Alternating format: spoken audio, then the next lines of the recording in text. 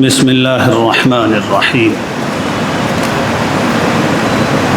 الحمد للہ والصلاة والسلام علی رسول اللہ وعلی آلہ وصحبہ ومن والاہ اما بعد۔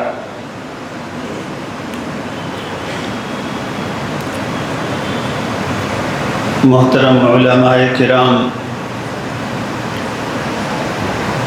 اور اللہ کے دین کے محافظین اور امت کے معلم اور مربی کے مقام پر فائز دینی کارکنوں اور قابل احترام بھائیوں، اس وقت مجھے جو موضوع دیا گیا ہے اس کا حاصل یہ ہے کہ شیعی مذہب کے عقائد اور اس کی بنیادی باتوں کا تعارف آ جائے، اور ساتھ ہی شیعوں کا جو تاریخی کردار رہا ہے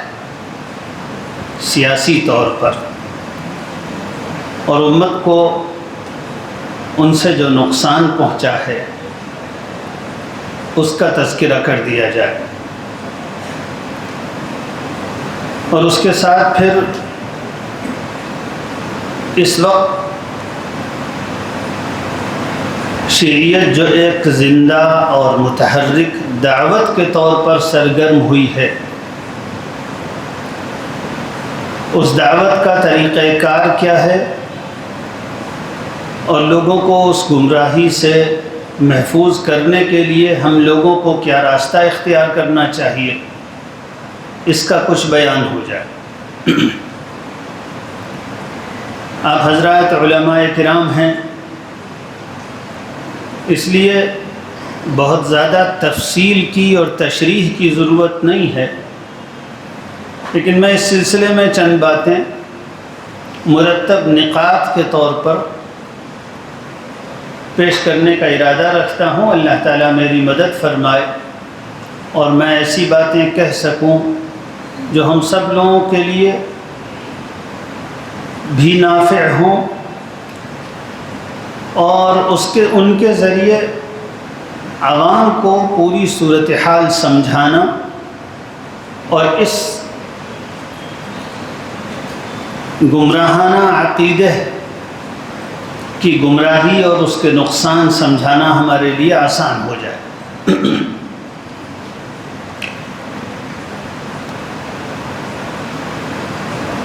اس سلسلے میں سب سے پہلے تو ہمیں شیعیت کے بنیادی عقائد اور افکار کا علم ہونا چاہیے۔ موضوع کسی تقریر کا نہیں ہے، بلکہ علمی اور فکری سطح پر شیعیت کو سمجھنے کا ہے۔ شیعیت ہے کیا؟ رسول اللہ صلی اللہ علیہ وآلہ وسلم کے بعد اللہ تعالیٰ نے اسلام کو جو غیر معمولی ترقی دی اور جو غیر معمولی فتوحات حاصل ہوئیں، اور اللہ تعالیٰ نے امت مسلمہ کے لیے اپنے وعدے پورے فرمائے، امت کو قوت ملی، حکومت ملی، عزت ملی، غلبہ ملا، فتوحات ملی، اتحاد ملا، اللہ کی رحمت ملی، شریعت اور دین کی تمکین ہوئی، جس کا اللہ تعالیٰ نے وعدہ فرمایا تھا کہ میں تمہارے اس دین کو جس کو میں نے تمہارے لیے پسند کیا ہے، میں اس کو دنیا میں اقتدار عطا فرماؤں گا۔ یہ سب اللہ کے وعدے جب پورے ہوئے تو ظاہر بات ہے انسانوں اور جنوں کے شیاطین کو اس صورتحال سے سخت صدمہ پہنچا، اور جن لوگوں نے اسلام کے خلاف اس دور میں سازشیں کی، ان میں ایک شخص تھا جو نسلاً یہودی تھا، عبداللہ ابن سبا اس کا نام تھا، یمن کا رہنے والا تھا۔ اس نے بالکل اسی نقشے پر اسلام کو اور مسلمانوں کو نقصان پہنچانے کی ایک سازش اور ایک منصوبہ بنایا جس نقشے پر حضرت عیسیٰ علیہ السلام کے دین کو یہودی پال نے نقصان پہنچایا تھا۔ اس شخص نے اسلام قبول کرنے کا اظہار کیا اور ایک دین سے بہت ہی محبت رکھنے والے مومن شخص کا لبادہ اوڑھا، اور اس نے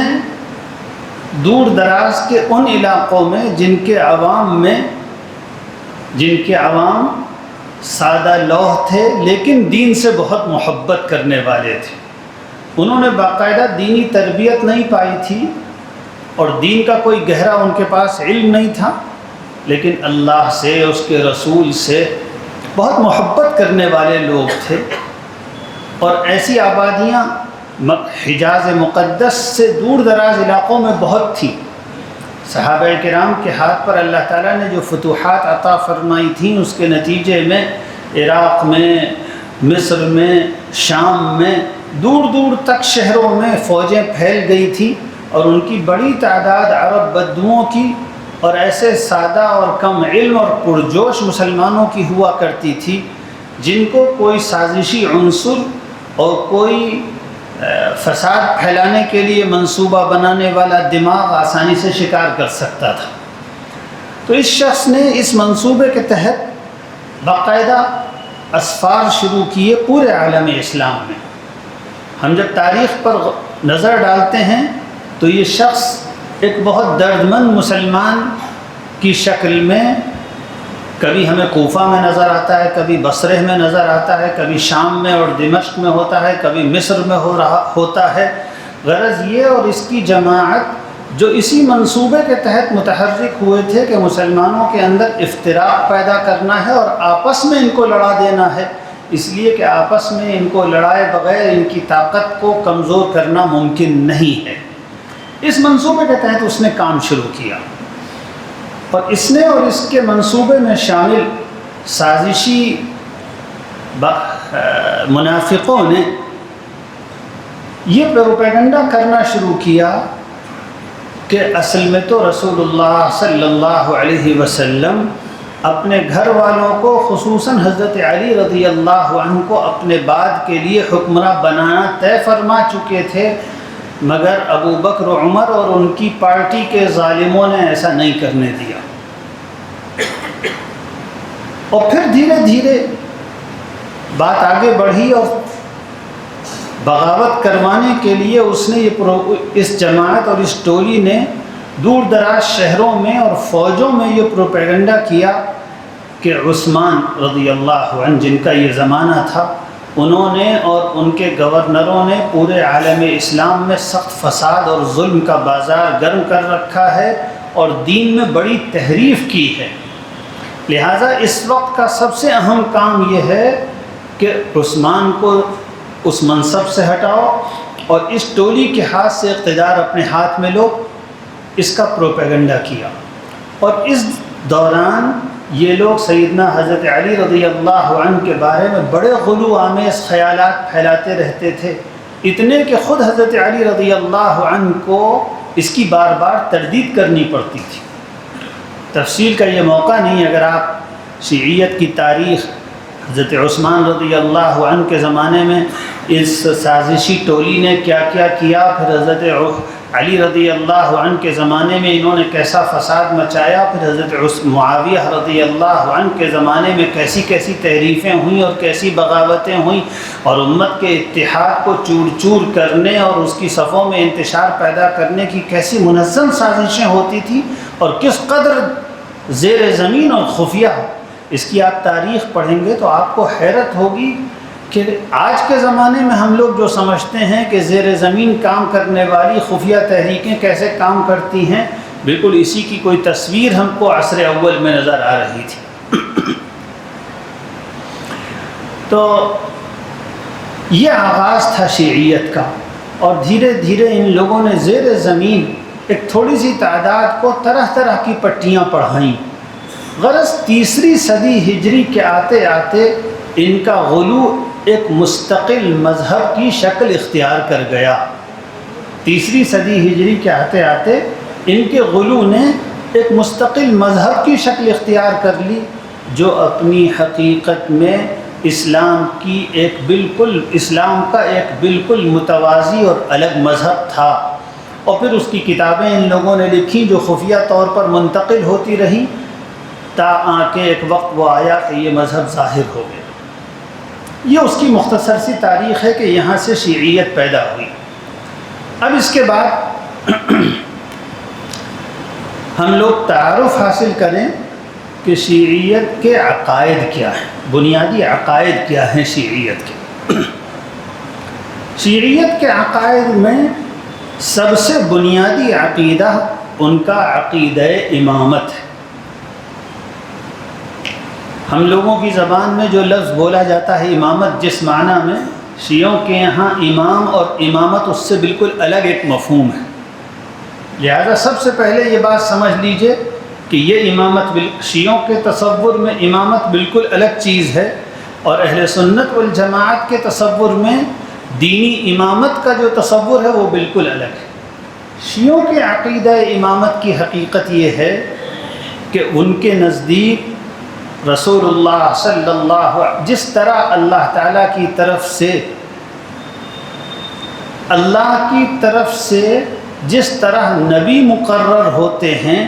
اسی طرح بندوں کی ہدایت و امامت کے لیے اور ان کو جنت کا راستہ دکھانے اور جنت تک پہنچانے کے لیے،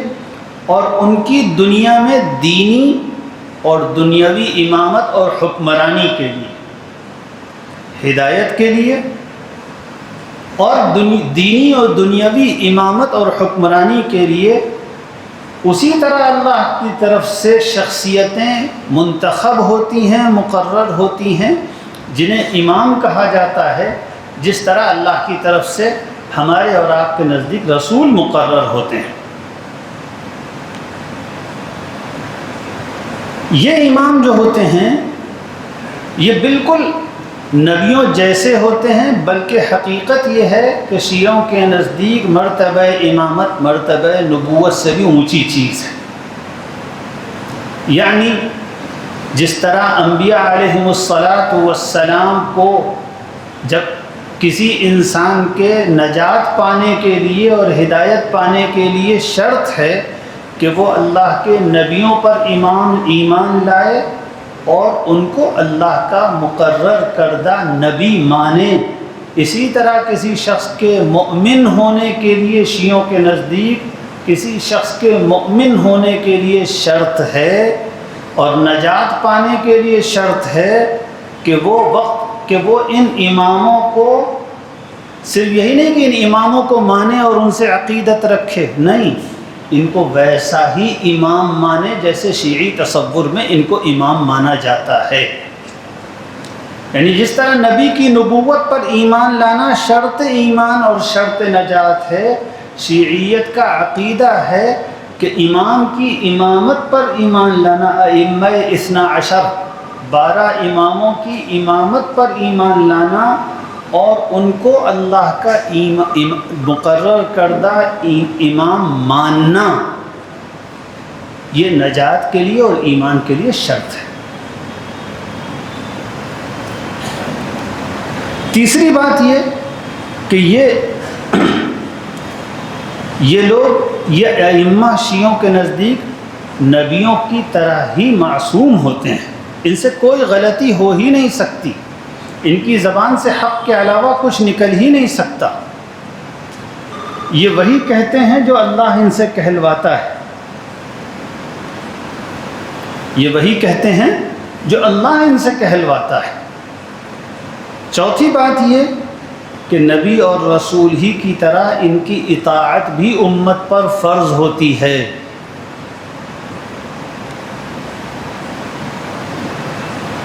اس تفصیل کو جاننے کے بعد پتہ چلتا ہے کہ حقیقت کے اعتبار سے نبوت اور امامت میں کوئی فرق نہیں ہے، بس یہ فرق ہے کہ اماموں کو نبی نہیں کہا جاتا اور امامت کو نبوت نہیں کہا جاتا، لیکن نبوت کے جو خصائص ہیں وہ سب کے سب اماموں کے اندر پائے جاتے ہیں۔ اماموں کے پاس اللہ کے فرشتے آتے ہیں، ان کے اوپر ہر سال کتاب نازل ہوتی ہے، ان کے اوپر، نبیوں پر تو عمر میں ایک کتاب نازل ہوتی ہے۔ شیعہ حضرات کا عقیدہ ہے کہ ہر سال شب قدر میں ہمارے اماموں کے اوپر ایک کتاب نازل ہوتی ہے، اور ہمارے اماموں کے اوپر صرف یہی نہیں کہ فرشتے اور حضرت جبریل وغیرہ آتے ہیں، بلکہ شیعوں کا تصور یہ ہے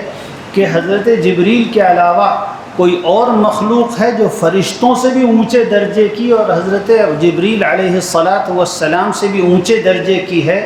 جس کو شیعہ حضرات الروح کہتے ہیں۔ یہ حضرات یہ کہتے ہیں کہ ائمہ کے اوپر الروح بھی نازل ہوتے ہیں۔ ہمارے یہاں عام طور پر امت کے نزدیک الروح سے مراد حضرت جبریل علیہ السلام ہے، وہی روح القدس ہیں، لیکن شیعہ حضرات کی روایتیں جو وہ اپنے ائمہ کی طرف منسوب کرتے ہیں، اس میں یہ کہا گیا ہے کہ یہ روح فرشتوں سے اونچی کوئی مخلوق ہے اور ائمہ پر نازل ہوتی ہے۔ تو یہ ہے امامت کا عقیدہ، یہ شیعیت کا سب سے بنیادی عقیدہ ہے، یہی شیعیت کی اساس ہے، اماموں کو اس طرح امام ماننا۔ ان حضرات کے نزدیک رسول اللہ صلی اللہ علیہ وسلم کے بعد پہلے امام حضرت علی ہوئے، اور جس نے حضرت علی رضی اللہ عنہ کو اس طرح امام نہیں مانا جس طرح شیعہ امامت کے عقیدے کے قائل ہیں، وہ تمام حضرات چاہے وہ ماضی کے ہوں اور چاہے آج کے ہوں، وہ مومن نہیں ہیں، وہ مومن نہیں، وہ نجات یافتہ نہیں ہے۔ اس لیے کہ ایمان کی حقیقت یہ ہے کہ اماموں کو ویسا امام مانا جائے جو شیعی تصور ہے، تو جس نے بھی نہیں مانا وہ مومن نہیں ہے۔ شیعیت حضرت علی ان حضرات کے نزدیک حضرت علی پہلے امام ہیں، ان کے بعد حضرت حسن امام ہوئے، ان کے بعد حضرت حسین امام ہوئے، اور ان کے بعد ان کی ذریت میں 9 اور امام ہوئے، اس طرح 9 اور 3 یہ 12 امام ہیں۔ قیامت تک ان کی امامت کو ماننا شرط ایمان اور شرط نجات ہے۔ اب سوال یہ اٹھتا ہے کہ جب یہ بنیادی عقیدہ شیعیت کے مذہب کو وضع کرنے والوں نے لوگوں کو بتایا ہوگا اور پٹی پڑھائی ہوگی، تو لوگوں نے پوچھا ہوگا کہ یہ جو آپ عقیدہ بیان کر رہے ہیں اللہ کے رسول نے بھی کبھی بیان کیا ہے؟ یہ کہیں قرآن میں بھی ہے؟ کہیں نہیں، یہ نہ قرآن میں ہے نہ رسول اللہ صلی اللہ علیہ وسلم سے مسلمانوں نے کبھی اس کو نقل کیا، تو آپ یہ بات لائے کہاں سے؟ تو انہوں نے اگلا عقیدہ اور اگلی بات کہنی پڑی ان کو، اور انہوں نے کہی وہ یہ کہ رسول اللہ صلی اللہ علیہ وسلم پر ایمان لانے والے جتنے لوگ تھے یہ سب کے سب منافق اور کافر تھے، اور بدترین درجے کے کافر تھے، سوائے 3 یا 4 یا 5 کے، سب کے سب مرتد اور کافر تھے، اور ان میں جو جتنا بڑا ہے وہ اتنا بڑا مرتد اور کافر ہے۔ یہ ہے شیعیت کا دوسرا عقیدہ صحابہ کرام کے بارے میں۔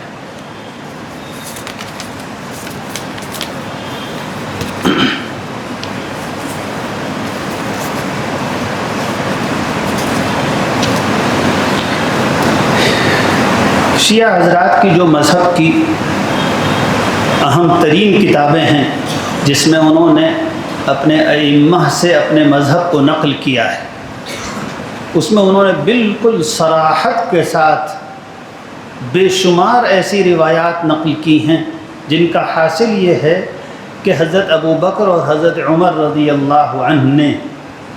پہلے دن سے اقتدار اور حکومت کی خاطر اسلام کا اظہار کیا تھا، یہ 1 منٹ اور 1 لمحے کے لیے بھی اسلام نہیں لائے تھے۔ انہوں نے حکومت حاصل کرنے کے لیے مسلمان ہونے کا ڈھونگ رچایا تھا معاذ اللہ، اور پھر رسول اللہ انہوں نے ایک ایسی پارٹی بنا لی تھی جو پارٹی ایسی طاقتور تھی کہ خود رسول اللہ صلی اللہ علیہ وسلم معاذ اللہ اس سے ڈرتے تھے، اور سارے مسلمان اس پارٹی سے ڈرتے تھے۔ ان ظالموں کے زور کے ذریعے ابو بکر و عمر نے حضرت علی رضی اللہ عنہ کا حق مارا اور اسلام کی سب سے اہم اور بنیادی تعلیم یعنی عقیدہ امامت، جو شیعیت کے نزدیک اسلام کا سب سے اہم اور بنیادی رکن ہے، اس کو معطل کر دیا۔ اس سلسلے میں بے شمار روایات گڑھی گئیں جن کا حاصل یہ ہے کہ یہ سب لوگ پرلے درجے کے رسول اللہ صلی اللہ علیہ وسلم کے اور اسلام کے دشمن تھے اور موذی تھے، اور انہوں نے رسول اللہ صلی اللہ علیہ وسلم کو اور آپ کے گھر والوں کو، حضرت علی کو اور حضرت فاطمہ کو اور ان کے بعد ان کی نسل کے لوگوں کو ہر طرح ستایا اور ان پر غیر معمولی مظالم کیے، یہاں تک کہ یہ لوگ خاموش ہو کے گھروں میں بیٹھ گئے اور انہوں نے اللہ کے دین کو بالکل چھپا لیا، کسی سے ظاہر نہیں کیا، صرف چند لوگوں کے ساتھ ظاہر کیا، اور ان چند لوگوں نے بھی چند لوگوں سے ظاہر کیا جو ہم تم کو بتا رہے ہیں۔ یہ شیعیت نے طریقہ کار اختیار کیا۔ اسی سلسلے میں ان حضرات نے کہا کہ خاص طور پر بڑے بڑے صحابہ کرام، خصوصاً حضرت ابو بکر اور حضرت عمر حضرات شیخین، یہ سب سے بڑے کافر ہیں، سب سے بڑے شیطان ہیں، اور آخرت میں بھی ان کو وہ عذاب ہوگا جو نہ فرعون کو ہوگا، نہ نمرود کو ہوگا، نہ دجال کو ہوگا، یہاں تک کہ ابلیس کو بھی نہیں ہوگا، معاذ اللہ۔ اور یہ باتیں ایک دو روایتوں کی نہیں ہیں، میں بہت انصاف کے ساتھ بات کرنا چاہتا ہوں، نہ جوش نہ غلو، بالکل علمی ایمانداری اور انصاف کے ساتھ بات۔ یہ سب وہ باتیں ہیں جو ہزاروں روایات میں اور شیعہ حضرات کے نزدیک متفق علیہ ہیں، وہ اس کا انکار نہیں کر سکتے، اس سے یہ کہیں گے ایسی باتیں نہیں کہنی چاہیے اس لیے کہ سنیوں کی دل آزاری ہوتی ہے، وہ یہ نہیں کہہ سکتے کہ یہ ہمارا عقیدہ نہیں، یہ عقیدہ ہے، یہ کتابوں میں ہے، یہ مسلم ہے، کوئی اختلاف نہیں اس میں۔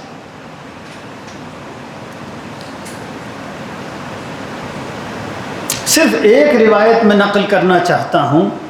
اور پھر آپ سے کہتا ہوں ایسی روایتوں سے پورا مذہب بھرا ہوا ہے، کتابیں نہیں، مذہب پورے شیعوں کے مذہب کی اساس یہی روایات ہے، یہی حقیقت ہے مذہب کی۔ ان کے ایک مصنف گزرے ہیں ملا باقر مجلسی، جو ان کی تاریخ کے سب سے اہم علماء میں سے ہیں، اور اس لحاظ میں ان کا حوالہ خاص طور پر اس لیے دے رہا ہوں کہ ان کی شخصیت متفق علیہ ہے، کسی ایک شیعہ عالم نے بھی یہ نہیں کہا جس شیعہ عالم کا کوئی احترام اور اعتبار ہو کہ ملا باقر مجلسی کم بڑے عالم ہیں، غلط کہنا تو دور کی بڑی بات، سب کا اتفاق ہے کہ یہ شیعیت کے سب سے بڑے علماء میں سے ہیں۔ یہاں تک کہ خمینی صاحب نے اپنے انقلاب کے بعد پوری دنیا کے شیعوں کو اور خاص طور پر ایران کے لوگوں کو، خاص طور پر خمینی صاحب نے بار بار ملا باقر مجلسی کی کتابوں کے پڑھنے کی تعلیم دی ہے اور تاکید کی ہے، اور یہ بات میں اس لیے کہہ رہا ہوں تاکہ یہ سمجھا جائے کہ ملا باقر مجلسی پورے اثنا عشری طبقے کی نہایت مسلم شخصیت ہے۔ وہ اپنی کتاب میں لکھتے ہیں، نقل کرتے ہیں روایت کہ شیخ مفید نے اپنی کتاب اختصاص میں حضرت امام جعفر صادق سے روایت کیا ہے کہ امیر المؤمنین حضرت علی علیہ السلام نے بیان فرمایا کہ ایک دن میں شہر کوفہ کے پیچھے باہر گیا اور قنبر میرا خادم اور غلام میرے آگے آگے جا رہا تھا کہ اچانک ابلیس میرے سامنے آ گیا۔ میں نے اس سے کہا کہ عجیب گمراہ بدبخت ہے تو، بڑا ملعون ہے۔ اس نے کہا امیر المؤمنین آپ یہ بات کیوں کہتے ہیں؟ خدا کی قسم کھا کے میں آپ کو ایک بات سناتا ہوں۔ ابلیس نے حضرت علی علیہ السلام سے، روایت کا حاصل یہ ہے، ابلیس نے حضرت علی علیہ السلام سے یہ کہا، امیر المؤمنین علیہ السلام سے، کہ میں خدا کی قسم کھا کے آپ کو ایک واقعہ سناتا ہوں۔ جو جو واقعہ میرے اور خداوند قدوس عز و جل کے درمیان ہوا، اور میرے اور اس کے درمیان کوئی تیسرا نہیں تھا۔ واقعہ یہ ہے کہ جب اللہ نے میری خطا پر مجھ کو آسمان سے زمین پر بھیجا تو میں اوپر سے نیچے چلا، تو جب میں چوتھے آسمان پر پہنچا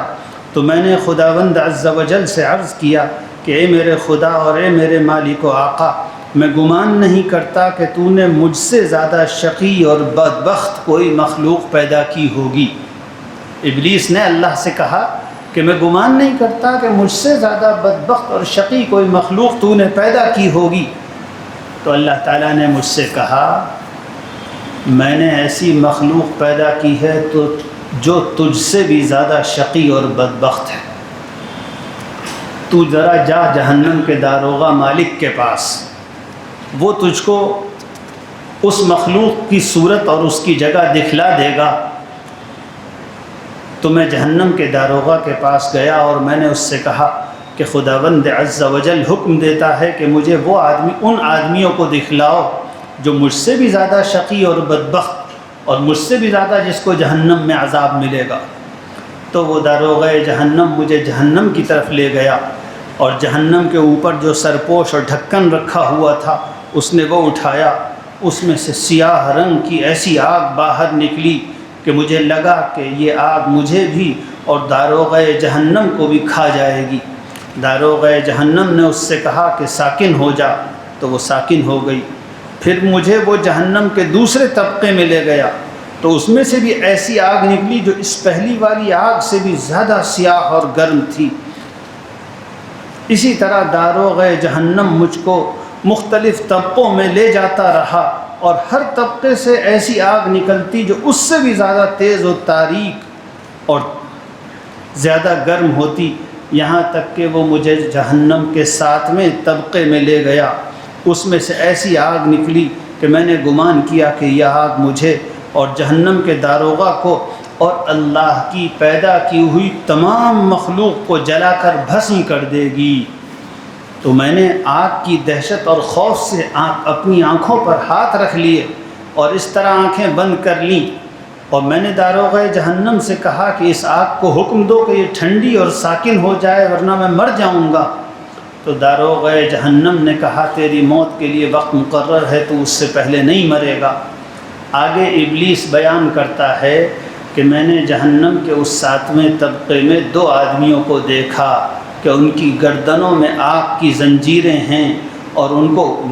اوپر کی جانب لٹکا دیا گیا ہے، اور ان کے سر پر 2 گروہ کھڑے ہیں اور آگ کے گرز ان کے ہاتھوں میں ہیں، اور وہ ان دونوں آدمیوں پر آگ کے وہ گرز مارتے ہیں۔ میں نے کہا داروغہ جہنم یہ دونوں کون ہیں؟ اس نے کہا کہ تو نے وہ نہیں پڑھا جو عرش کے پائے پر لکھا تھا؟ ابلیس کہتا ہے کہ ہاں میں نے دیکھا تھا کہ خدا نے دنیا کے یا آدم کے پیدا کرنے سے 2000 سال پہلے لکھ دیا تھا لا الہ الا اللہ محمد الرسول اللہ ایدتہ ونصرتہ بعلی۔ پھر داروغہ جہنم نے مجھ سے کہا یہ دونوں آدمی اور جن کے گلے میں آتشی زنجیریں ہیں اور جن پر آگ کے گرزوں سے مار پڑ رہی ہے، یہ دونوں علی کے دشمن اور ان پر ستم کرنے والے یعنی ابو بکر و عمر ہیں۔ یہ میں نے دل پر جبر کر کے یہ روایت اس لیے پڑھی ہے کہ تفصیل کا وقت نہیں، اسی سے اندازہ کیا جا سکتا ہے کہ شیعیت کے نزدیک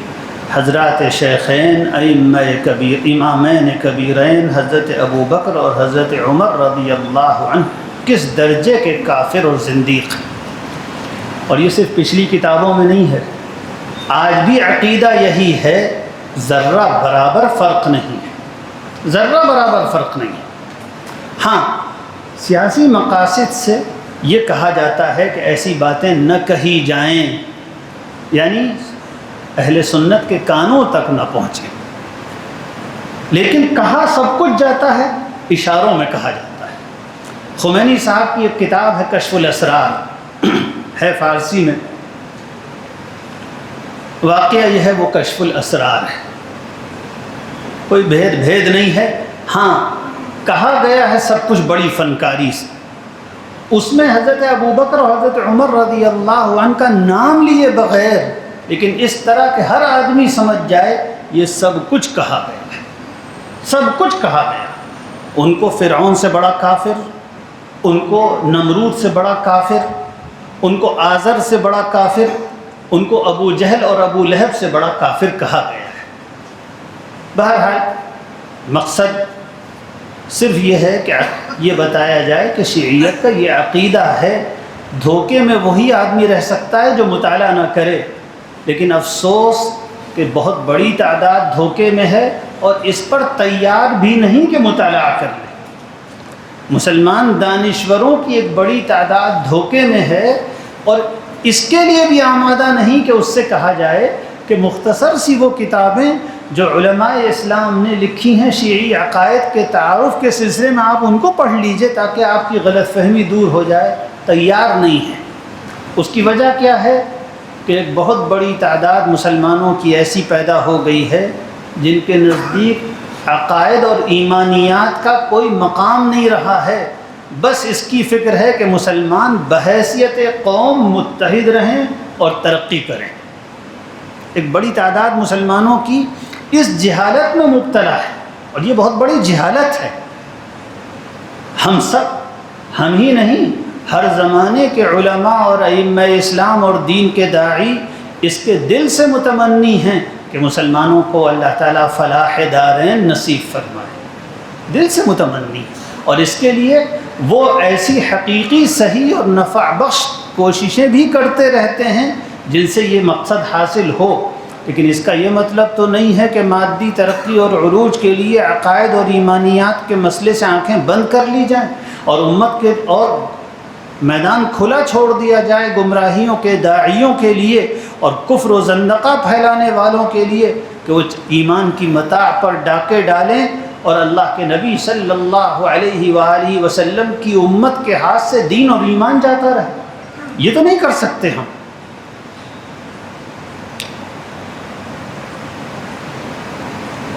تو یہ دوسرے کشف الاسرار میں ایک پورا باب خمینی صاحب نے لکھا ہے کہ رسول اللہ صلی اللہ علیہ وسلم کے بعد حضرت ابوبکر و عمر رضی اللہ عنہ نے کس طرح دین کو اور امت کو بالکل راستے سے ہٹا دیا، اور اس کے نتیجے میں رسول اللہ صلی اللہ علیہ وسلم کا پورا مشن گویا فیل ہو گیا۔ پوری تفصیل سے لکھا ہے، اور یہ تک لکھا ہے کہ ان دونوں کے اندر، خاص طور پر حضرت عمر کے بارے میں، کہ عمر کے دل کے اندر جو کفر و زندقہ تھا وہ اس طرح ظاہر ہوا کرتا تھا۔ تو سب باتیں لکھ دی ہیں انہوں نے۔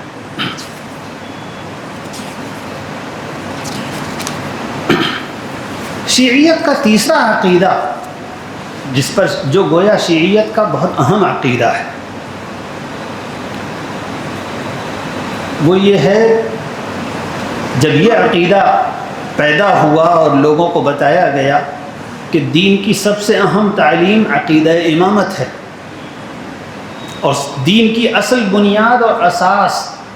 جس کے بغیر کوئی ایمان والا نہیں ہو سکتا عقیدہ امامت ہے، تو لازمی طور پر لوگ یہ سوال کرتے کہ جو چیز دین کی سب سے اہم تعلیم ہے اس سے قرآن خالی کیوں ہے؟ بھئی اگر کوئی چیز دین کی بنیادی تعلیم ہے تو قرآن میں مذکور ہونی چاہیے، ایسا تو نہیں ہو سکتا کہ دین کی سب سے بنیادی تعلیم میں قرآن میں نہ ہو۔ مثلا ہم لوگوں کے نزدیک دین کی سب سے اساسی دعوت اور تعلیم اللہ سبحانہ و تعالی کا وجود اور اس کی ذات اور اس کے افعال اور اس کی صفات کا اقرار ہے۔ تو ہم دیکھتے ہیں کہ قرآن مجید میں سب سے زیادہ یہی مضمون بیان ہوا، سب سے زیادہ وضاحت کے ساتھ، سب سے زیادہ تاکید کے ساتھ، سب سے زیادہ توضیح کے ساتھ، سب سے زیادہ جس کی تعلیم دی گئی، اور گویا ہر پیرائے میں اس کی تعلیم و تلقین کی گئی، قرآن اس سے بھرا ہوا ہے۔ لیکن شیعہ حضرات کہتے ہیں کہ دین کی جو سب سے اصل تعلیم ہے اور جس پر پوری امت کا قوام ہے، قرآن اس سے خالی ہے۔ تو ان کو لازماً یہ عقیدہ گڑھنا پڑا کہ قرآن اصلاً جو تھا وہ اب نہیں ہے۔ قرآن میں تو اللہ نے اور اس کے رسول نے امامت کے بارے میں اور خاص طور پر حضرت علی کے بارے میں بے شمار آیتیں اللہ نے اتاری تھیں اور رسول نے پہنچائی تھیں، لیکن ابو بکر و عمر اور ان کی پارٹی نے وہ سب چھپا لیں اور قرآن سے غائب کر دی۔ یہ عقیدہ کہ موجودہ قرآن محرف ہے، وہ اس اصل شکل میں نہیں ہے، یہ بات بھی شیعوں کا بنیادی عقیدہ ہے۔ ان کے علماء نے اس کو بکثرت بیان کیا ہے، اور جن لوگوں نے شیعیت کی اصل مآخذ کو تفصیل کے ساتھ پڑھا ہے وہ یہ بات کہتے ہیں کہ شیعی مآخذ میں تحریف قرآن کی روایتیں عقیدہ امامت سے کم نہیں بلکہ اس سے بھی زیادہ ہیں، اس سے بھی زیادہ ہے، اور بالکل صریح ہے، بالکل صریح ہے۔ ایک روایت ہے، اس وقت پوری تفصیل اس کی یاد نہیں آ رہی، بہرحال شیعوں کی جو سب سے زیادہ معتبر اور طاقتور کتاب سمجھی جاتی ہے اصول کافی۔ اصول کافی کا درجہ شیعوں کے یہاں وہ ہے جو ہمارے یہاں بخاری شریف کو نہیں ہے، اور اس لحاظ سے وہ اور بڑھ جاتا ہے کہ شیعہ حضرات کے نزدیک تو قرآن بھی حجت اور محفوظ نہیں ہے، تو اب سب سے اونچی چیز اصول کافی ہے۔ اصول کافی میں ان 12 اماموں میں سے کسی امام کے حوالے سے روایت مذکور ہے، اور یہ ہزاروں اور سینکڑوں روایتوں میں سے ایک روایت ہے۔ روایت مذکور ہے کہ قرآن مجید جب نازل ہوا تھا تو وہ 17,000 آیتیں تھیں، جبکہ شیعہ حضرات کے نزدیک بھی موجودہ قرآن کی آیتیں 6 ساڑھے 6 ہزار ہیں۔ وہ 17,000 اور کہاں 6 ساڑھے 6 ہزار، یعنی قرآن مجید کی 2/3 آیتیں غائب کی جا چکی ہیں۔ خمینی صاحب نے لکھا ہے اسی کشف الاسرار میں یہ بیان کرتے ہوئے کہ قرآن میں امامت کا عقیدہ کیوں نہیں بیان کیا گیا۔ اب ظاہر بات ہے اس زمانے میں شیعہ حضرات اپنے اس عقیدے کا پورا اخفا کرتے ہیں کہ ہم قرآن کی تحریف کے قائل ہیں، بالکل اخفا کرتے ہیں، کسی طرح اس کو نہیں مانتے۔ تو خمینی صاحب نے بڑی فنکاری کے ساتھ کشف الاسرار میں اس سوال کا جواب دیا ہے کہ قرآن میں امامت کا عقیدہ کیوں نہیں بیان کیا گیا۔ بڑی لمبی بحث کی، اور اس کا حاصل یہ ہے کہ ابو بکر و عمر نے نہ جانے کتنے قرآن کے حکم ببانگ دہل توڑے ہیں، اور پھر اس کی مثال اپنے نزدیک انہوں نے پیش کی ہے کہ ابو بکر و عمر نے کون کون سے قرآنی احکام کی خلاف ورزیاں کیں اور ببانگ دہل کی، اور کسی نے ساری امت نے اور سارے صحابہ نے ان کا اس قرآن کی مخالفت میں ساتھ دیا، یہ بیان کیا، اور اس کے بعد کہا یہ لوگ ایسے سازشی تھے کہ اگر قرآن مجید میں امام علی رضی اللہ علیہ السلام کی خلافت و امامت کی آیتیں صاف صاف ہوتیں تو یہ کہہ دیتے کہ اس سے علی نہیں کوئی اور مراد ہے، یا یہ بھی کہہ سکتے تھے کہ ان آیتوں کو پہنچانے میں رسول اللہ صلی اللہ علیہ وسلم سے بھول ہو گئی ہے، اور پھر ان کے ساتھی اور ان کی ٹولی کے سب لوگ اس بات کو مان لیتے، اور پھر اس کے بعد کہا اور یہ بھی کچھ بعید نہیں کہ اس طرح کی آیتیں اگر نازل ہوتیں تو یہ ان سب کو اڑا دیتے اور قرآن سے غائب کر دیتے۔ پھر کہا کہ ایسی بات کوئی بعید بھی نہیں ہے۔ بعد کے زمانوں میں شیعہ حضرات نے اپنے اس عقیدے کا اظہار بند کر دیا، لیکن انہی کے بعض علماء کو اس کی فکر ہوئی کہ تقیہ کی وجہ سے کہیں ایسا نہ ہو کہ ہمارے علماء قرآن کی تحریف کا جو عوامی اظہار اب نہیں کر رہے، تو اس کا نتیجہ کہیں یہ نہ ہو کہ ہمارا یہ عقیدہ کھو جائے اور مٹ جائے اور لوگ اس کو نہ سمجھیں۔ اس لیے ان کے بعض بڑے بڑے علماء نے پوری کتاب لکھی ہے اس موضوع پر کہ قرآن میں تحریف ہو چکی ہے۔ وہی نوری طبرسی جن کا میں نے ابھی ذکر کیا اور جن کی کتابوں کو خمینی صاحب اور تمام دیگر علماء شیعہ مرجع قرار دیتے ہیں اور اس زمانے میں ان کی کتابوں کو خصوصی طور پر پڑھنے کی تاکید کرتے ہیں۔ بالکل متفق علیہ شخصیت ہے نوری طبرسی، انہوں نے ایک پوری کتاب لکھی فصل الخطاب فی اثبات تحریف کتاب رب الارباب، معاذ اللہ، فصل الخطاب فی اثبات تحریف کتاب رب الارباب۔ اس میں انہوں نے لکھا ہے کہ جس طرح ہمارا بنیادی عقیدہ امامت ہے، اسی طریقے سے ہمارا بنیادی عقیدہ تحریف قرآن کا بھی ہے، اور ہمارے متقدمین و متأخرین میں سے کسی نے اس کا انکار نہیں کیا، اور ہماری کتاب اور ہمارے علماء کی کتابیں اس عقیدے سے بھری ہوئی ہیں۔ پوری تاریخ شیعیت میں صرف 4 عالموں نے تحریف قرآن کا انکار کیا، اور پھر انہوں نے لکھا ہے اور ان 4 لوگوں نے بھی تقیہ کی وجہ سے انکار کیا ہے، حقیقت میں انکار نہیں کیا۔ اور اسی کا نتیجہ ہے کہ آج بھی شیعہ حضرات کی طرف سے جو ترجمہ قرآن وغیرہ چھپتے ہیں، ان میں جگہ جگہ حاشیوں میں یہ روایتیں ہوتی ہیں، یہ آیت اصل میں اس طرح نازل ہوئی تھی، یہ آیت اصل میں اس طرح نازل ہوئی تھی۔ ایک مولوی مقبول احمد صاحب کا ترجمہ قرآن ہے، اور ایک مولوی فرمان علی کا ترجمہ قرآن ہے۔ یہ دونوں ترجمہ قرآن شیعہ حضرات کے ہاں سب سے زیادہ معتبر مانے جاتے ہیں۔ ان میں مولوی مقبول علی صاحب کا جو ترجمہ قرآن ہے، اس کا قدیم ایڈیشن جو دہلی سے چھپا اور جو میں نے خود دیکھا ہے اپنے گھر میں، اس میں جا بجا یہ آیت ہے کہ یہ آیت اصل میں ایسے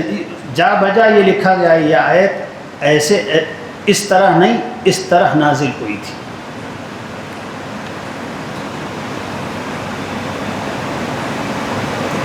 یہ آیت جو ہے وَإِن كُنتُمْ فِي رَيْبٍ مِّمَّا نَزَّلْنَا عَلَىٰ عَبْدِنَا، اس کے حاشیے میں لکھا ہے کہ فلاں ائمہ 12 12 اماموں میں سے فلاں امام کی طرف منسوب کر کے کہ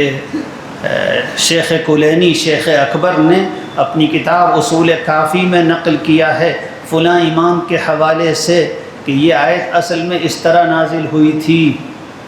وَإِن كُنتُمْ فِي رَيْبٍ مِّمَّا نَزَّلْنَا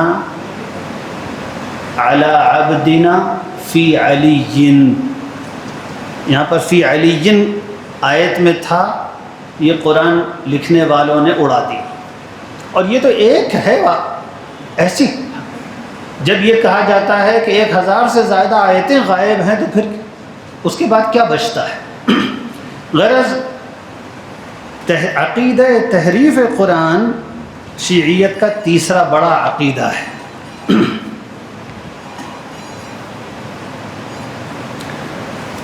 اصول کافی میں روایت ہے کہ امام جعفر صادق علیہ السلام نے فرمایا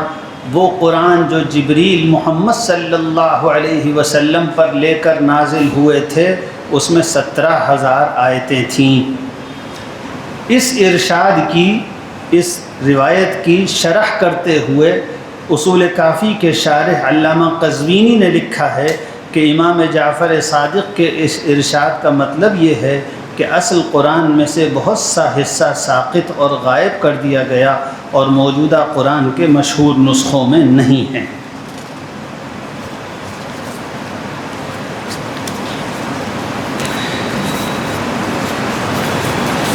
بس یہ ان تین بنیادی عقائد کا تعارف اس وقت کی تنگی کے لحاظ سے اسی پر اکتفا کیا جاتا ہے۔ میں آپ حضرات کو مشورہ دوں گا کہ شیعیت اور خاص طور پر ہمارے اس زمانے میں شیعیت جو ایک زندہ دعوت اور تحریک کی شکل میں پھر سے قائم ہوئی ہے، اس کو اور اس کے عزائم کو سمجھنے کے لیے اور خاص طور پر شیعیت کا جامع اور وافی تعارف حاصل کرنے کے لیے آپ حضرات ضرور مطالعہ کریں مشہور کتاب ایرانی انقلاب خمینی اور شیعیت کا۔ میں سمجھتا ہوں اتنی سی کتاب عوام ہی نہیں علماء کے لیے بھی بالکل کافی ہے، بالکل کافی ہے، پھر آپ کو کچھ اور کی ضرورت نہیں ہوگی۔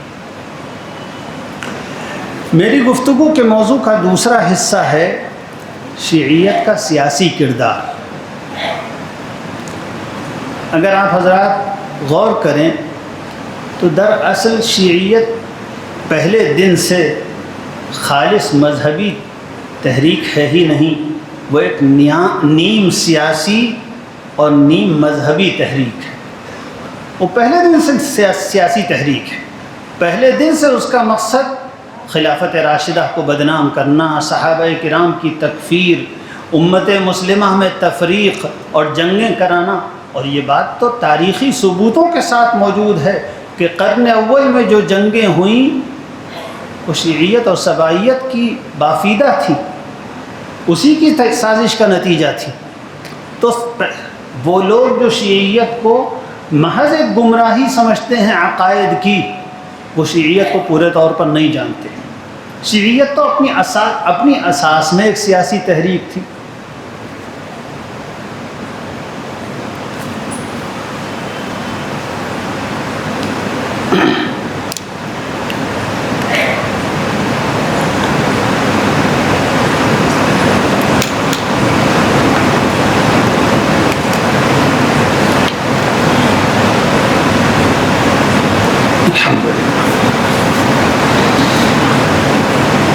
آپ حضرات اگر کسی اچھی تحقیقی کتاب کا مطالعہ کریں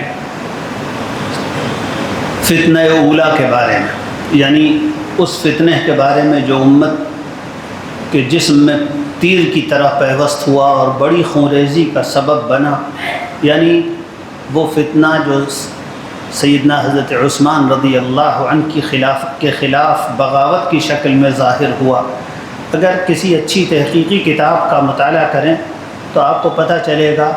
کہ کتنی بڑی سازش اور کیسی خون چکا سازش تھی اور اس کا کیسا نقصان پہنچا امت کو. آج تک وہ زخم رس رہا ہے.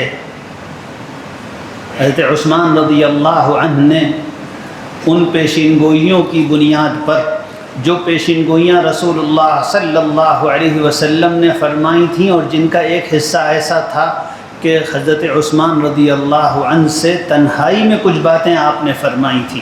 ان پیشین گوئیوں کی بنیاد پر جس وقت باغیوں نے حضرت عثمان کے مکان کو گھیر لیا تھا، اس میں ایک دن حضرت عثمان اوپر چھت پر آئے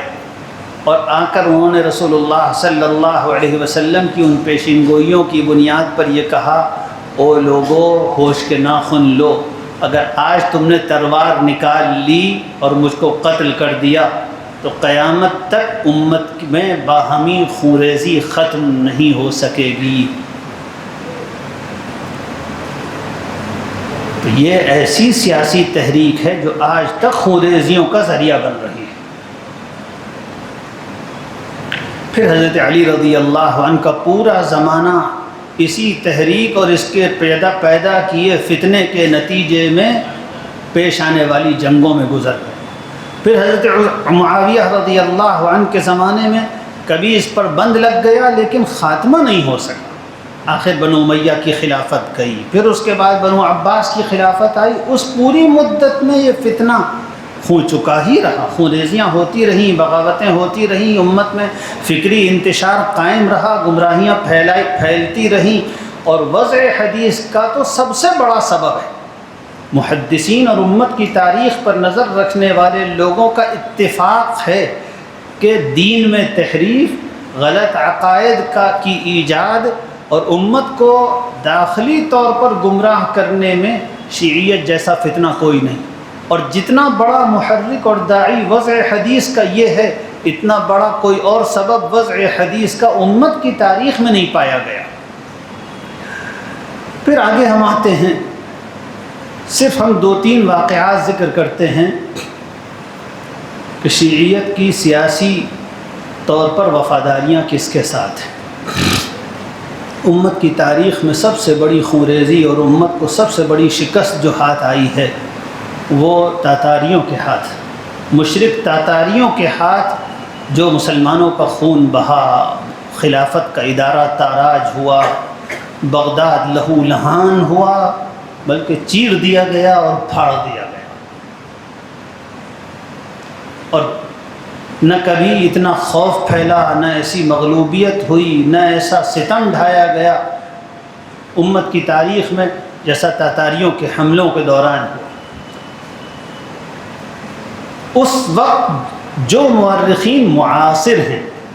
جو علماء اس وقت موجود تھے اور حالات کا براہ راست مشاہدہ کر رہے تھے، انہوں نے لکھا ہے، بعد کے زمانے کے مورخین نے نہیں لکھا ہے، کہ سب سے بڑا خراب کردار اس میں روافض کا تھا۔ جب تاتاریوں نے حملہ کیا تو شیخ الاسلام ابن تیمیہ رحمۃ اللہ علیہ اس وقت موجود تھے، اور صرف موجود نہیں تھے بلکہ شیخ الاسلام کی شخصیت تو بڑی جامع شخصیت تھی۔ میں بیچ میں گفتگو کے بیچ میں مناسب سمجھتا ہوں کہ نوجوان علماء سے درخواست کروں کہ ابن تیمیہ کی سوانح پڑھیں، اس سے علم بھی ملے گا، اس سے دینی حمیت کا سبق بھی ملے گا، اس سے عقائد کے تحفظ کا سبق بھی ملے گا، اس سے دین کی دردمندی کا سبق بھی ملے گا۔ ابن تیمیہ عجیب جامع شخصیت تھی۔ ایک طرف وہ جب تاتاریوں نے شام پر حملہ کیا تو شام کے بڑے حصے کو بچانے والا جو لشکر تھا اس میں اس کے قائد مجاہد امام ابن تیمیہ رحمۃ اللہ علیہ تھے۔ جب دیکھا انہوں نے کہ بادشاہ اور اس کی فوجیں تاتاریوں کا مقابلہ نہیں کر پا رہی تو امام ابن تیمیہ بادشاہ کے پاس گئے اور اس سے کہا، تمہاری فوجیں مقابلہ نہیں کر رہی، مجھے اجازت دو، میں عام مسلمانوں کو جمع کروں اور ہم لوگ اپنے شہروں کی حفاظت کریں۔ ابن تیمیہ کی جو عزت تھی اور اللہ تعالیٰ کے یہاں ان کا جو مقام تھا، ان کی دعاؤں کی جو تاثیر تھی، اللہ تعالیٰ نے اس بندہ خدا کو یہ توفیق عطا فرمائی، اس نے تاتاریوں کے سیلاب کے سامنے وہاں باندھ دیا۔ تو وہ امام اسلام، وہ امام المسلمین جو اس وقت میدان میں موجود تھا اور حالات کا براہ راست مشاہدہ کر رہا تھا، اس نے اپنے فتاویٰ میں لکھا ہے اور منہاج السنہ میں لکھا ہے کہ سب سے بڑا جو سبب تھا تاتاریوں کے حملے کا وہ روافض کا کردار تھا۔ انہوں نے لکھا ہے،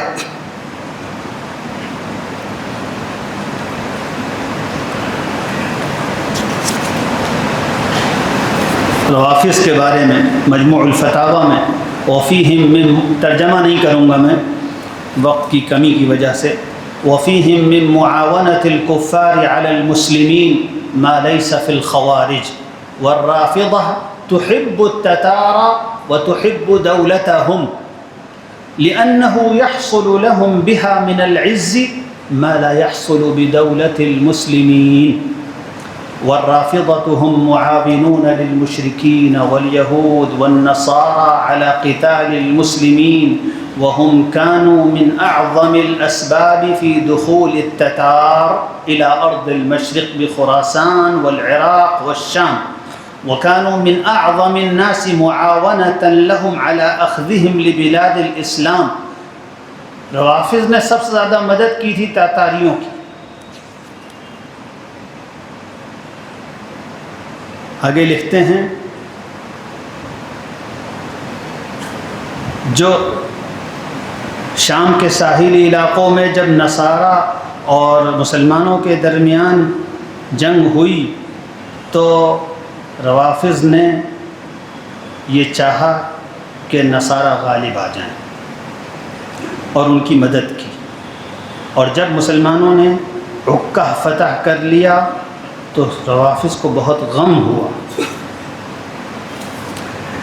اسی طرح انہوں نے یہ صراحتیں انہوں نے مجموع الفتاویٰ میں خاص طور پر جو جلد 28ویں جلد جو صحابہ کرام جو روافض اور فرق سے متعلق ہے اس میں بار بار اس واقعے کو ذکر کیا ہے۔ اسی دور میں جس مورخ نے پوری خون چکا تاریخ اپنی آنکھوں سے دیکھی اور اس کی تفصیل بیان کی ہے وہ امام ابن کثیر ہے۔ امام ابن کثیر نے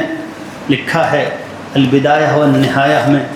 کہ اکیلے بغداد اور اس کے آس پاس کے شہروں میں تاتاریوں نے 20 لاکھ لوگوں کو قتل کیا۔ اکیلے بغداد اور اس کے آس پاس کے شہروں میں 20 لاکھ لوگوں کو قتل کیا۔ اور پھر لکھتے ہیں وكان الوزير ابن العلقمي قبل هذه الحادثة يجتهد في صرف الجيوش وإسقاط اسمهم من الديوان ثم كاتب التتار وأطمعهم في أخذ البلاد وسهل عليهم ذلك وحكى لهم حقيقة الحال وكشف لهم ضعف الرجال، وذلك كله طمعا منه أن يزيل السنة بالكلية وأن يظهر البدعة الرافضية وأن يقيم خليفة من الفاطميين وأن يبيد العلماء والمفتين۔ لکھتے ہیں امام ابن کثیر کہ یہ پورا جو حملہ ہوا تھا اس کے پیچھے اور مسلمانوں کی جو غیر معمولی شکست ہوئی اور بے پناہ خون بہا، اس کے پیچھے جس شخص کی اصل سازش تھی، اور یوں کہیے جو ساری سازش کا جو مرکز تھا، وہ رافضی وزیر ابن العلقمی تھا، جو خلیفہ کا مشیر تھا، اور وہ بہت پہلے سے اس کے اسباب بنا رہا تھا کہ دھیرے دھیرے اس نے ایسے اسباب اختیار کیے اور ایسی چالیں چلی کہ خلیفہ کو اپنی فوج کی تعداد کم کرنی پڑی، اور سالوں وہ یہ وزیر خلیفہ کو مجبور کر کر کے فوجوں کی تعداد کم کرواتا رہا، اور دوسری طرف تاتاریوں کے بادشاہ ہلاکو کے پاس خطوط لکھتا رہا۔ اور عجیب بات، ہلاکو کا جو وزیر تھا وہ بھی ایک شیعہ تھا۔ ہلاکو کا وزیر بھی شیعہ، عباسی خلیفہ کا وزیر بھی شیعہ، اور آپس میں مکاتبت ہو رہی ہے۔ اور ہلاکو کو پوری صورتحال بتاتا رہا اور یہ کہا اب وقت سازگار ہے، طاقت بہت کمزور ہو چکی ہے، اب آئیے اور حملہ کیجیے۔ اسی طریقے سے جب صلیبیوں نے حملے کیے اور ان کا مقابلہ کیا پہلے سلطان نور الدین زنگی نے، تو سلطان نور الدین زنگی کے پاؤں میں جو بیڑی پڑ گئی اور جس نے ان کو روک دیا صلیبیوں کا بھرپور کو شکست دینے سے، وہ کوئی اور نہیں، وہ عراق کے اور مصر کے شیعہ تھے۔ آخر خلیفہ نور الدین عاجز آ گئے، اور جب پھر سلطان صلاح الدین ایوبی نے اس کا زمام سلطنت سنبھالی تو سلطان کو بھی مدتوں ان کے فتنے سے سامنا کرنا پڑا۔ آخر جب انہوں نے اس کا منصوبہ بنایا، اور یہ بہت اہم تاریخ کا سبق ہے، کاش ہم لوگ اس پر غور کریں، سلطان صلاح الدین ایوبی نے ان کی سوانح اگر آپ پڑھیں تو آپ کو اس میں پوری تفصیل مل جائے گی۔ ابن تغری بردی نے پوری بات لکھی۔ سلطان صلاح الدین ایوبی نے بیت المقدس کی آزادی کا جب منصوبہ بنایا تو اپنے لوگوں سے صاف صاف کہا کہ بیت المقدس کی آزادی کے منصوبے کا پہلا حصہ یہ ہے کہ شیعوں کی طاقت توڑی جائے، اس وقت تک بیت المقدس آزاد نہیں ہو سکتا۔ اور اسی ترتیب کے مطابق پھر سلطان صلاح الدین ایوبی نے بیت المقدس کو آزاد کرایا۔ اب ہم آتے ہیں جب مسلم ممالک پر یورپین حملہ آوروں نے حملے کیے، تو چاہے ہندوستان ہو، چاہے مصر ہو، چاہے عراق ہو، چاہے شام ہو، ہر جگہ جس چیز نے استعمار کے لیے زمین تیار کی وہ یہی فتنہ تھا۔ اسی لیے شیخ الاسلام ابن تیمیہ رحمۃ اللہ علیہ نے منہاج السنہ میں یہ لفظ لکھے ہیں ان کے بارے میں، اسلام کے سلسلے میں روافض کی ساری تاریخ سیاہ ہے، انہوں نے کبھی کسی دشمن اسلام سے کامیاب جنگ نہیں کی ہے، اپنی تاریخ میں کبھی اسلام کا دفاع نہیں کیا ہے، یہ فتنہ ہمیشہ باہم ہی جنگ کرتا رہا۔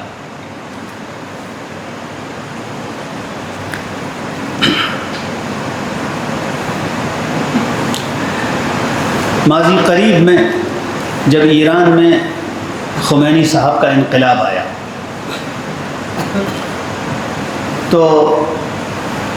جن حضرات نے اس انقلاب کو بہت گہرائی سے اس کا مطالعہ کیا، انہوں نے بہت جلد اس کا اندازہ لگا لیا کہ یہ محض ایک سیاسی انقلاب نہیں ہے، یہ محض ایک تختہ پلٹ اور ایک حکومت کا جانا اور دوسری حکومت کا آنا نہیں ہے، بلکہ صدیوں کے بعد عالم اسلام میں شیعوں کی ایک ایسی خالص مذہبی حکومت قائم ہوئی ہے جس کے مقاصد، غور سے سنیے گا، صدیوں کے بعد عالم اسلام میں ایک ایسی شیعی حکومت قائم ہوئی ہے جس کے مقاصد وہی ہیں جو خود شیعہ مسلک کے ہیں، جو خود شیعہ مذہب کے ہیں، وہی مقاصد ہیں۔ اور شیعہ مذہب کے مقاصد کیا ہیں؟ ان مقاصد کو جاننے کے لیے کسی مطالعے کی نہیں، محض غور و تدبر کی ضرورت ہے۔ جب ہم نے اور آپ نے شیعیت کے عقائد جان لیے کہ شیعہ حضرات کے نزدیک سب سے بڑے کافر اور سب سے بڑے ایمان اور اسلام اور اللہ کے رسول اور آل رسول کے سب سے بڑے دشمن ابو بکر و عمر اور ان کے ماننے والے یعنی اہل سنت ہیں، یہ سب سے بڑے کافر ہیں، ان کا کفر سب سے بڑا کفر ہے، ان کا منکر سب سے بڑا منکر ہے۔ تو اب بالکل واضح ہے یہ بات کہ شیعوں کے پاس جب بھی اقتدار آئے گا، اور ہم یہ بات کسی فرقہ بندانہ نفسیات میں نہیں کہہ رہے ہیں، بالکل خالصتاً ایک جسے کہیں ایک پولیٹیکل انالیسس کے طور پر، ایک سیاسی تجزیے کے طور پر،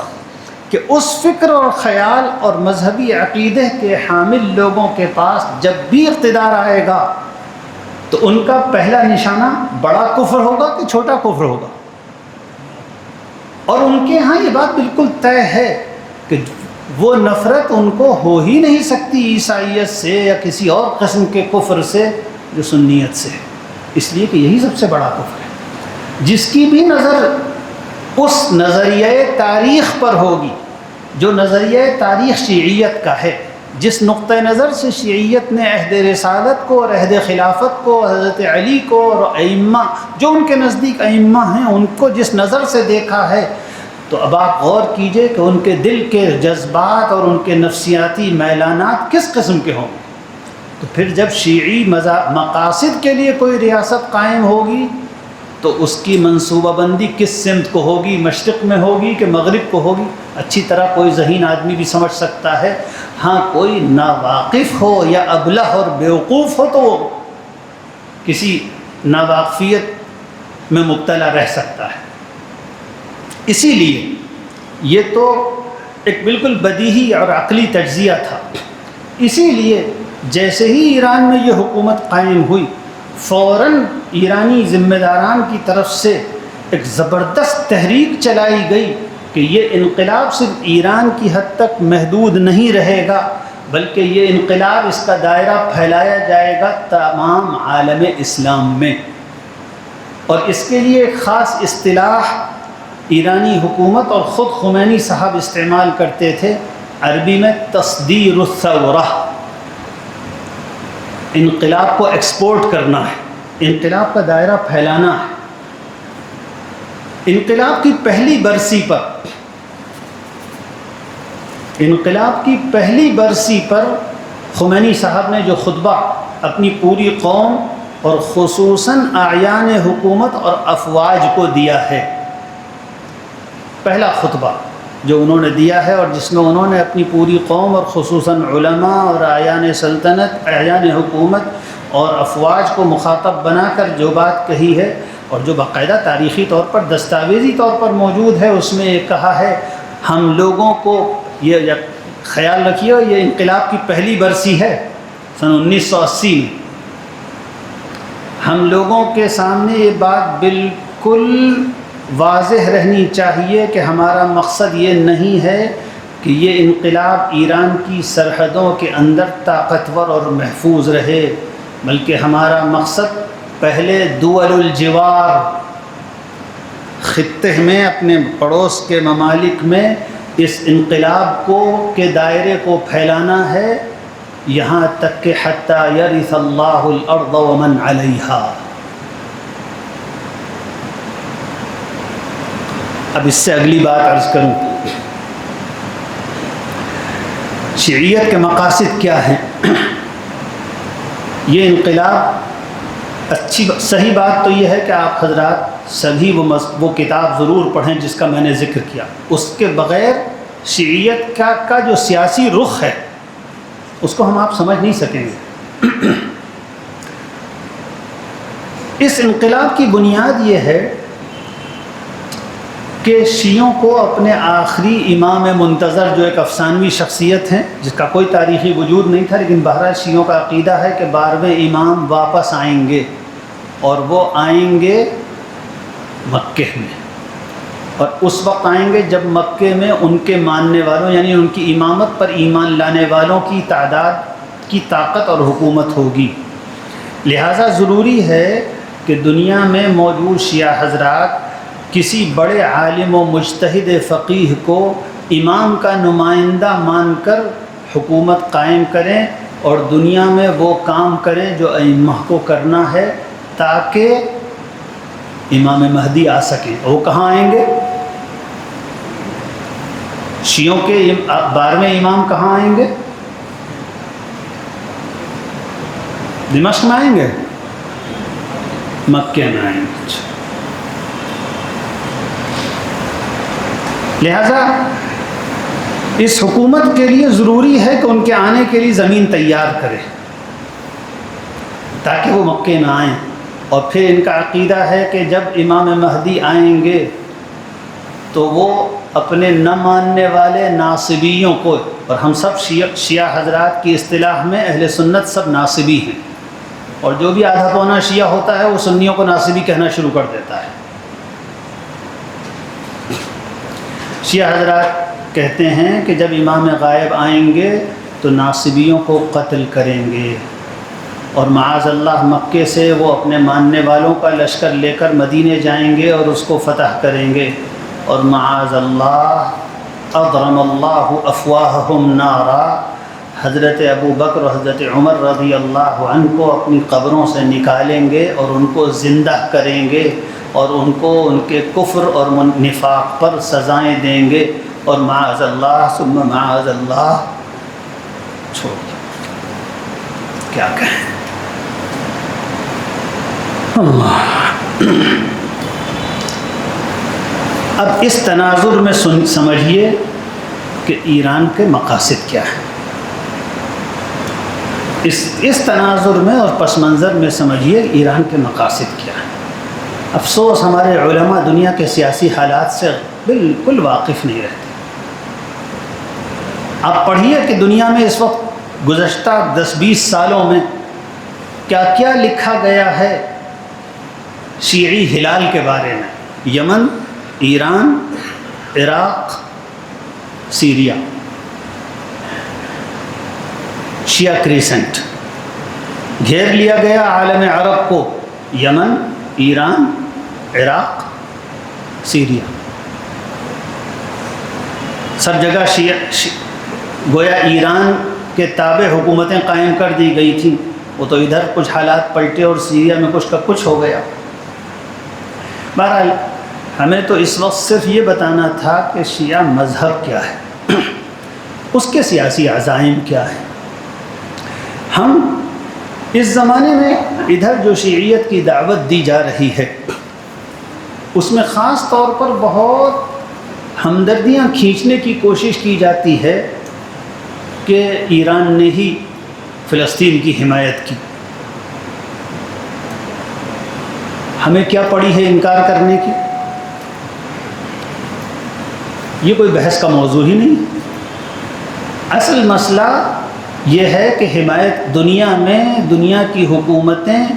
اپنے اپنے مفادات اور اپنے انٹرسٹ کی حفاظت کے لیے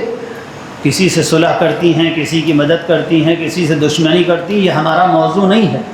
ہم تو صرف یہ بتا رہے ہیں کہ صحیح اسلام کیا ہے اور شیعیت کے عقائد کیا ہیں۔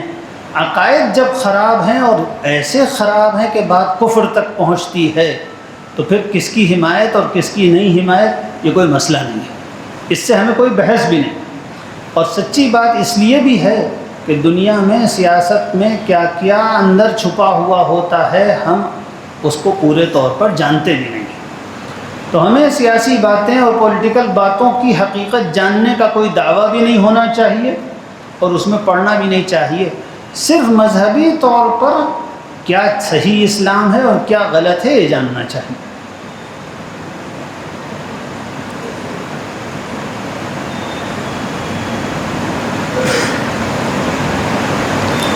اس کے بعد اب آخری بات مجھے یہ عرض کرنی ہے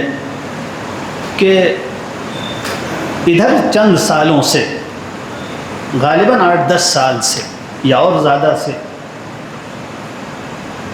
ایک ایسے طرز پر اور ایسے طریقہ کار پر کام ہو رہا ہے کہ پورے عالم اسلام میں مختلف شخصیتیں اور ادارے صحابہ کرام کو بدنام کرنے اور ان کے بارے میں جھوٹی روایتوں کی بنیاد پر ان کو ظالم اور گنہگار اور غیر مخلص ایمان والا یا غیر مخلص مسلمان ثابت کرنے کی ہر طرف کوششیں لوگ کر رہے ہیں۔ یہ عجیب صورتحال ہے، ہم پوری حقیقت سے واقف نہیں ہیں۔ مختلف الگ الگ لوگ ایسے کام کر رہے ہیں کہ ان میں کوئی تنظیمی اشتراک ہو یا کوئی منصوبہ بندی مشترک ہو، ہمیں نہیں پتہ، لیکن طریقہ کار اور طرز واردات ایک جیسا ہے۔ مشرق میں، مغرب میں، عرب ممالک میں، یورپ میں، امریکہ میں، مختلف زبانوں میں، بر صغیر میں، ہر طرف صحابہ کرام کو بدنام کرنے کی ایک تحریک قائم ہے، اور اس کا نتیجہ دیکھیے، یہ دنیا دار الاسباب ہے، اس میں باطل بھی اگر کوشش کرتا ہے تو وہ پھیلتا ہے۔ ہاں یہ ضرور ہے اللہ کی طرف سے کہ باطل کی زیادہ اسباب اور زیادہ قوت کے باوجود اگر حق کی دعوت کے حاملین محنت کرتے ہیں تو اللہ تعالیٰ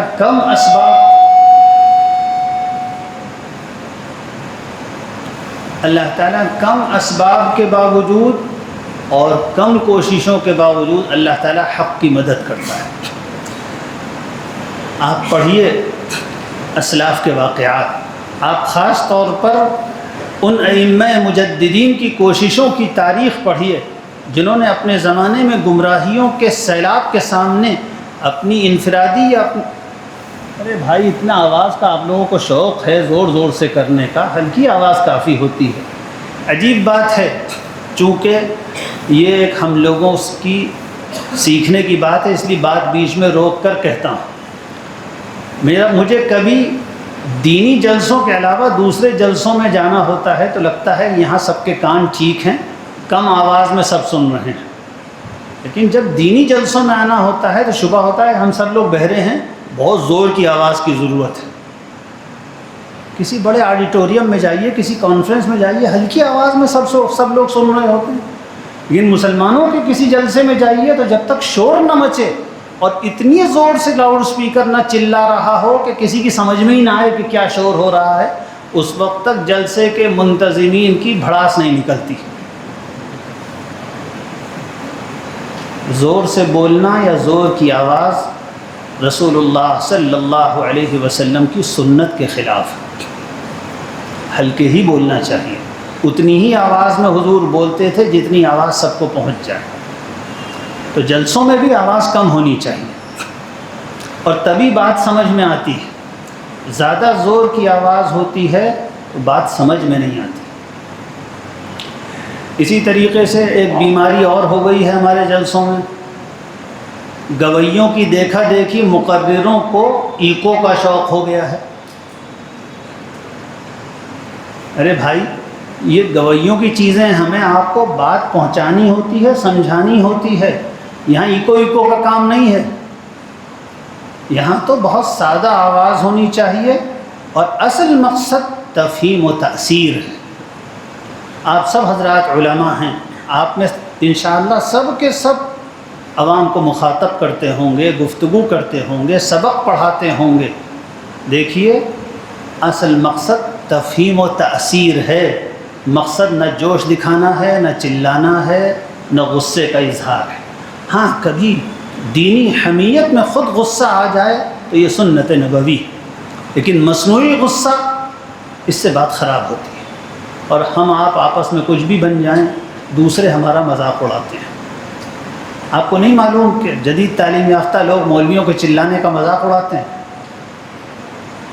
پھر بھی اپنی عادتیں ختم نہیں ہوتی ہم لوگوں کی۔ خیر، میں عرض یہ کر رہا تھا کہ اس زمانے میں ہر طرف یہ فتنہ پھیل رہا ہے، صحابہ کرام کے بارے میں شیعوں کے پروپیگنڈے کو پھیلایا جا رہا ہے۔ اس کا علاج غصہ نہیں ہے، اس کا علاج فتوے بھی نہیں ہے۔ جب باطل دلیل و استدلال کے قالب کو پہن کر آئے تو اس کا جواب بھی دلیل اور استدلال ہوتا ہے۔ افسوس، باطل کا داعی حوالے دے رہا ہے اور اپنے نزدیک عوام کو بیوقوف بنانے کے لیے حدیث نمبر پہ حدیث نمبر بتا رہا ہے، اور یہ روایت صحیح ہے اور وہ روایت صحیح ہے، اور ہم لوگ بغیر پڑھے ہوئے تقریریں کر رہے ہیں۔ کب پڑھیں گے؟ میں آپ لوگوں سے بہت دردمندانہ اور بہت ادب کے ساتھ کہتا ہوں، مطالعے کی اور تحقیق کی عادت ڈالیں۔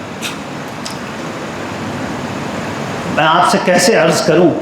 ہم لوگ جب مسجدوں میں گفتگو کرتے ہیں تو عوام کو پسند نہیں آتی ہماری باتیں، اس لیے کہ وہ دلیل سے خالی ہوتی ہیں۔ اور دلیل سے کیوں خالی ہوتی ہیں؟ ہم تحقیق نہیں کرتے۔ پڑھتے کیوں نہیں؟ پڑھیے، ہر موضوع پہ تیاری کیجیے۔ پڑھنے کا ذوق مدارس سے ختم ہو گیا۔ ہمارا درس ایسا نہیں ہوتا کہ ہم طلباء کے اندر مطالعے کی جستجو پیدا کر دیں۔ طلباء سے کتابوں کا تعارف کرائیے۔ جس وقت جو گمراہی پھیل رہی ہو، جو فتنہ عام ہو رہا ہو، امت کو جس رہنمائی کی ضرورت ہو، اس کے بارے میں پرمغز کتابوں کی رہنمائی کیجیے طلباء، اور خود بھی پڑھیے۔ تو میں یہ عرض کر رہا تھا کہ صحابہ کرام کو بدنام کرنے والی اس تحریک کا مقابلہ کرنے کے لیے دلیل و استدلال کی زبان کی ضرورت ہے، اور الحمدللہ اللہ کا فضل ہے، اہل سنت کا مسلک کسی کمزور ٹٹی پر قائم نہیں ہے، بہت مضبوط بنیادوں پہ قائم ہے۔ آپ تھوڑا سا مطالعہ کریں گے تو بہت طاقتور دلائل سے سب کچھ موجود ہے۔ پھر الحمدللہ ہمارے اکابر نے اور علماء نے، سلف کے علماء نے اور ماضی قریب کے علماء نے سب کچھ لکھا بھی ہے، لیکن عالم کی کمند اور عالم کا نشانہ تو اصل مآخذ پر ہونا چاہیے۔ کوئی روایت اگر آپ پڑھیں کسی ماضی قریب کے عالم کی کتاب میں، تو جب تک اس کو بخاری اور مسلم میں نہ دیکھ لیں، آپ کے ذوق تحقیق کو اس وقت تک قرار نہیں آنا چاہیے۔ نام تو لیتے ہیں ہم بڑے بڑے لوگوں، حضرت علامہ انور شاہ کشمیری رحمۃ اللہ علیہ کے حالات ابھی گزشتہ دنوں پڑھ رہا تھا۔ اللہ اکبر! حافظ ابن حجر کی غلطیاں کثرت سے حضرت بیان فرماتے تھے، کثرت سے بتاتے تھے حافظ سے یہاں غلطی ہوئی، اور بڑے تعظیمی القاب کے بعد بتاتے تھے،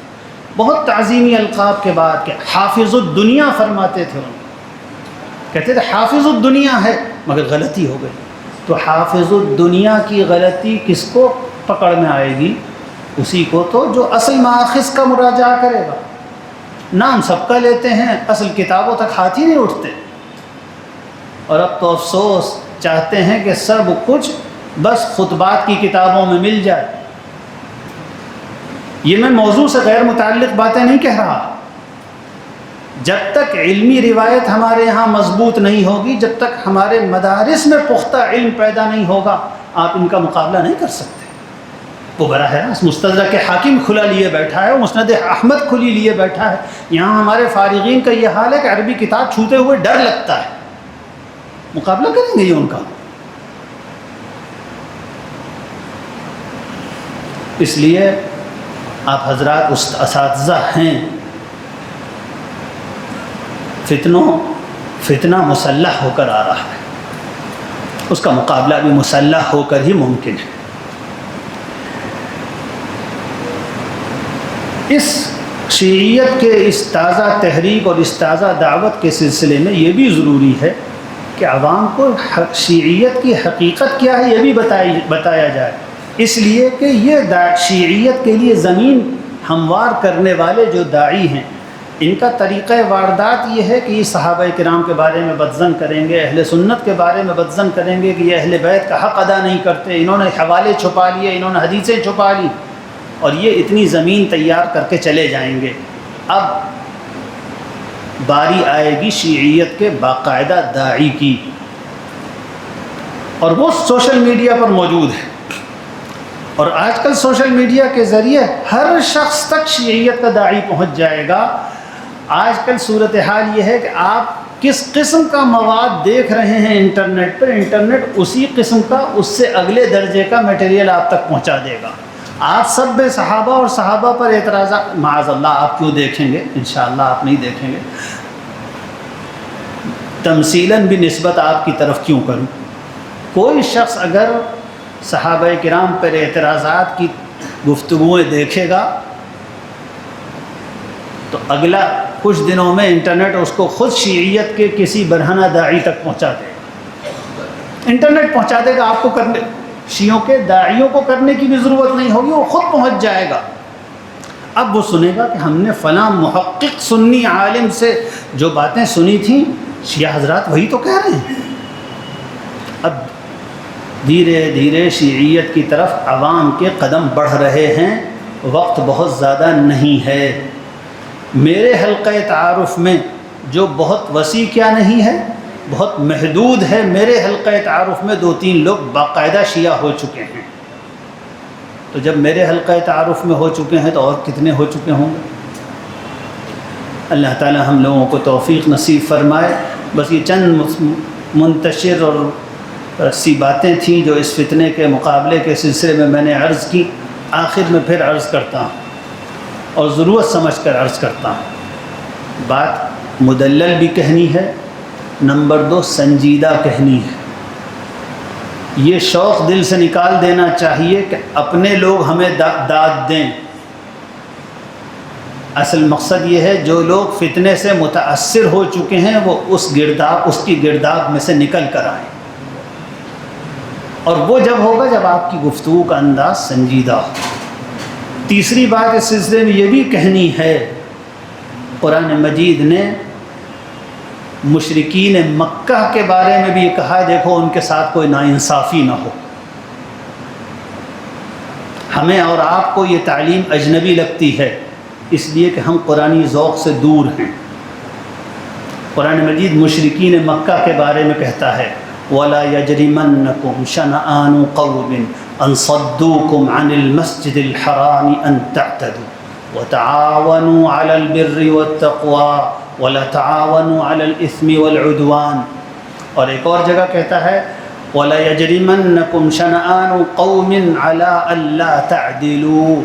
کسی قوم سے مشرکین مکہ کے بارے میں کہہ رہا ہے ان کی دشمنی تم کو اس پر آمادہ نہ کر دے کہ تم بے انصافی کرنے لگو۔ تو اگر آپ یہ چاہتے ہیں کہ آپ کی دعوت مؤثر ہو، اب لوگوں کو ہدایت ملے، تو منصف مزاج رہیے۔ چوتھی بات اس سلسلے کی اور آخری بات اس سلسلے کی یہ ہے کہ زبان مہذب ہونی چاہیے۔ ہم لوگوں کے اندر بے تہذیبی کا مرض آ گیا، اور میں آپ سے نہ کہوں تو کس سے جا کے کہوں گا؟ میں اپنے آپ سے اور اپنی جماعت سے اور اپنے گروہ سے نہ کہوں تو کس سے جا کے کہوں گا؟ میں زیادہ سوشل میڈیا سے واقف نہیں رہتا، لیکن میرے جاننے والے مجھے جو کچھ بتاتے رہتے ہیں اس سے دو باتوں کا اندازہ ہو رہا ہے، ایک بہت خوشکن اور ایک فکر اور تشویش میں مبتلا کرنے والی۔ خوشکن بات یہ ہے کہ پورے ملک میں نوجوان فارغین مدارس کے اندر اللہ تعالیٰ نے بنیادی کاموں کے کرنے کا ایک جذبہ پیدا کر دیا ہے۔ میں آپ سے عرض کرتا ہوں میری نسل میں وہ بات نہیں ہے جو نوجوانوں میں ہے۔ اتنی بڑی تعداد متحرک ہے اور دین کی بنیادی خدمت کی طرف متوجہ ہے، یہ ایک بہت غیر معمولی چیز نظر آ رہی ہے پورے ملک میں۔ جہاں جائیے نوجوان معلوم ہوتا ہے زمینی سطح پہ کام کر رہے ہیں، اور بڑا تنوع ہے نوجوانوں کے کاموں میں۔ لیکن اس کے ساتھ ساتھ ایک تشویش کی بات یہ ہے کہ بد تہذیبی اور سخت زبانی بلکہ دشنام ترازی بھی بہت عام ہو گئی ہے۔ مجھے لوگ بھیجتے رہتے ہیں کہ انٹرنیٹ پہ کیا کیا ہم لوگ کہہ رہے ہیں۔ حیرت ہوتی ہے، بعض ایسے نوجوان جن کے بارے میں بڑا حسن ظن ان کے علم کی وجہ سے، ان کی تحریر کی وجہ سے، پھر دیکھتے ہیں ارے ننگی گالیاں بک رہے ہیں، یہ ہم لوگ ہیں۔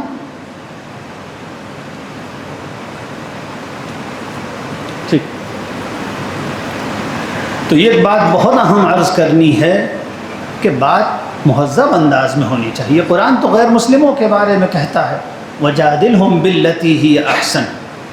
ہم لوگ، ظاہر بات ہے، ہم لوگوں کو یہ اصول ہر جگہ استعمال کرنا ہے، وَجَادِلْهُمْ بِالَّتِي هِيَ أَحْسَنُ، اور اسی ذریعے سے انشاءاللہ ہماری دعوت میں زیادہ تاثیر پیدا ہوگی اور ہم اللہ کے بندوں کو گمراہیوں سے بچا پائیں گے۔ وآخر دعوانا ان الحمد للہ رب العالمین۔